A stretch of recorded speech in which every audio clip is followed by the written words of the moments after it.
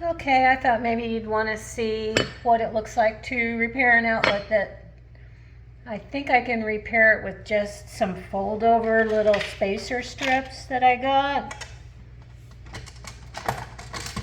I'll show those to you in just a minute. These, they come in strips and you can fold them over and put them behind the screws to hold the switch out enough to where you can put the switch plate on it. And this one's very close. It doesn't need to be brought out more than about 1/4 of an inch.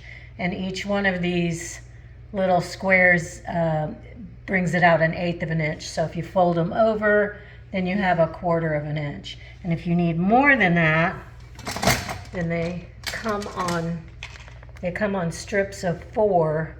So it'd be 1/8, 1/4, 1/2, 3/4.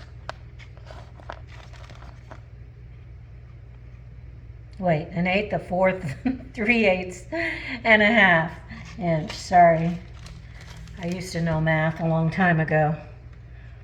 But anyway, I still have to dig out the switch enough to where I can bring it out.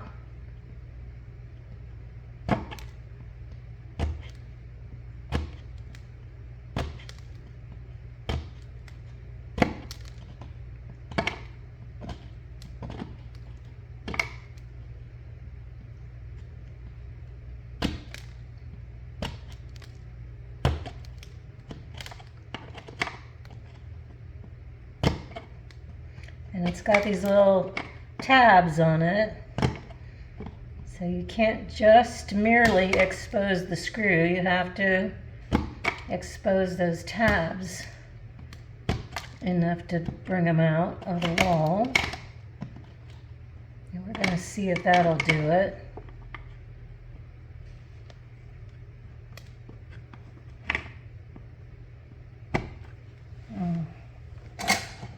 Yeah, I didn't check to make sure I had this one off.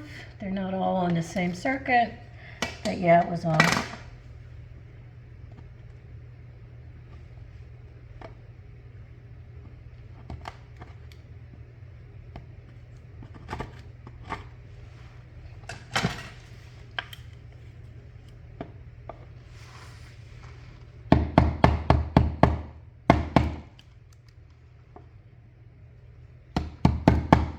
Chisel, chisel, for shizzle.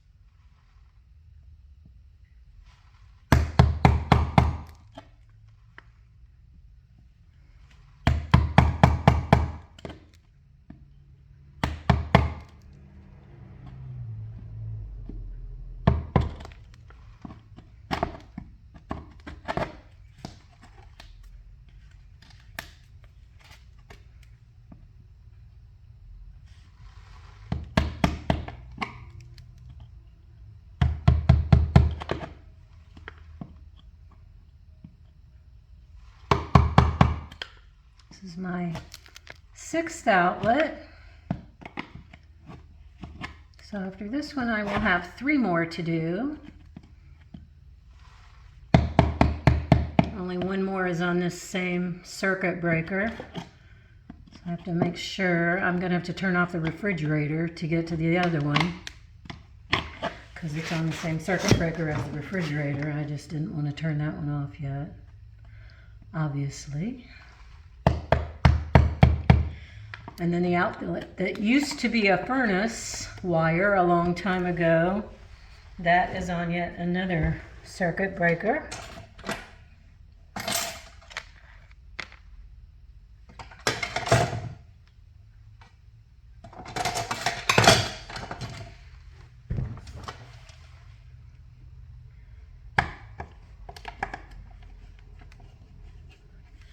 And like I said in my last video, so far all of these that I've tried to get out with my drill driver, they strip pretty easy, so I'm just using a manual. I do always prefer a drill driver. Well, let's see, that's still attached, but maybe I can bring it forward enough to put the spacer bars behind it.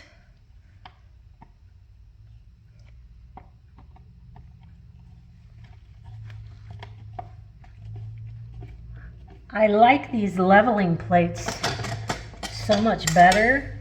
These are so convenient to use, but they come 3 in a pack, and I had 10 total receptacles to do, so I didn't want to buy a whole nother pack of 3. I'm just a cheapskate. So I already had these little rubber spacers, so I thought I'll find the one that's closest to being, you know, that needs the least amount of leveling out, and see if I can use these spacers in there.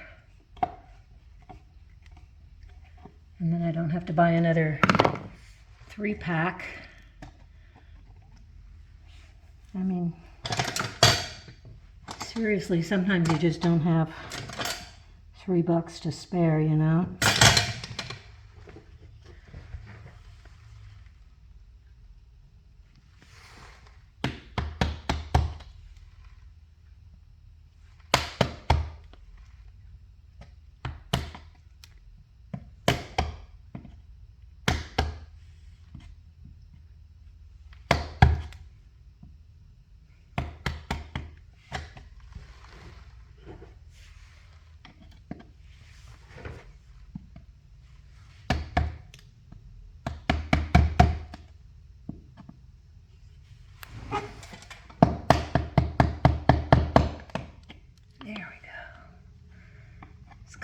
A little bit.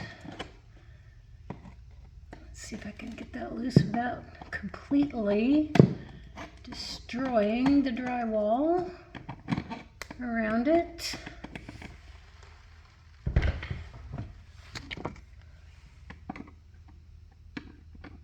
I'm also hoping I can get these spacers in here without completely removing these screws, because when you fold these over, you're supposed to just be able to, like, wait a minute, not this one. You're supposed to be able to put them over the screw without having to take the screw off. Oh, okay. I didn't realize these fold in half this way.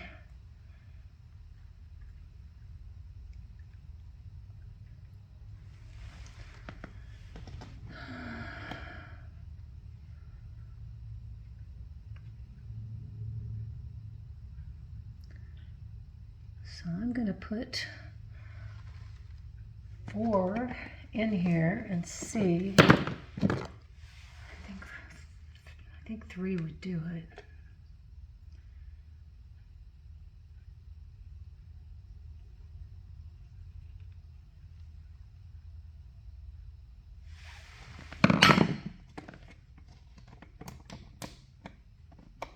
Oh, that's gonna be too much.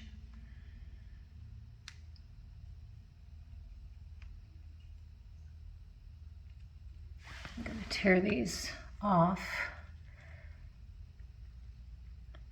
Theoretically, you're supposed to just be able to tear them apart. So I'm going to start with 2. And they just go right over the screw like that. You're not supposed to have to take the screw out, but again, it depends on how far out the switch has to come in order to be in the right position.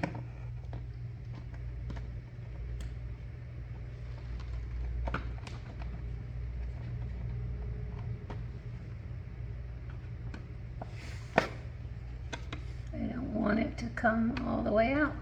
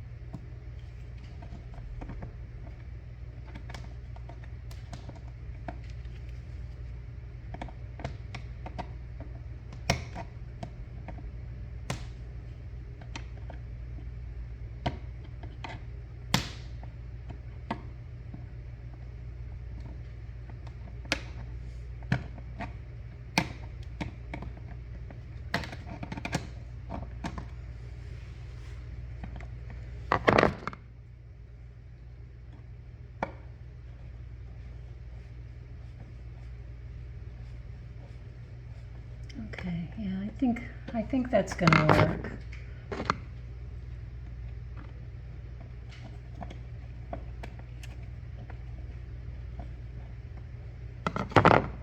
Now fold this one in half and stick it up here. Ooh. I don't want to lose it into the wall cavity.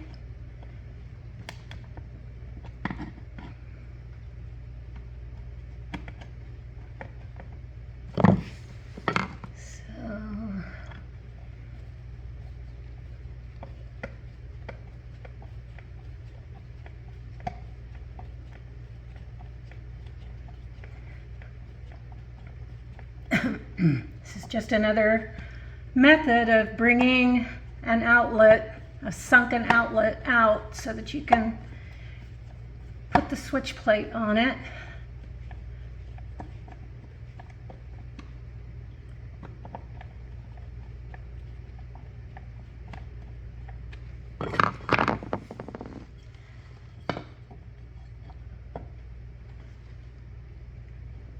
Yeah, that looks great. Okay, I will get my fancy white switch plate screws here.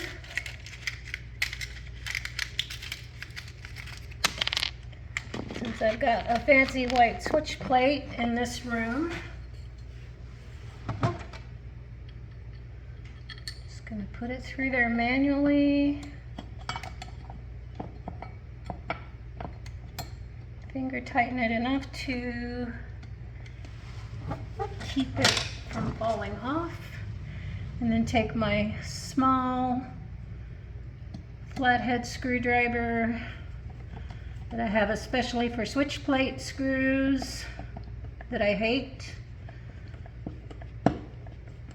because I hate slotted screws. But anyway, it's on and it looks great.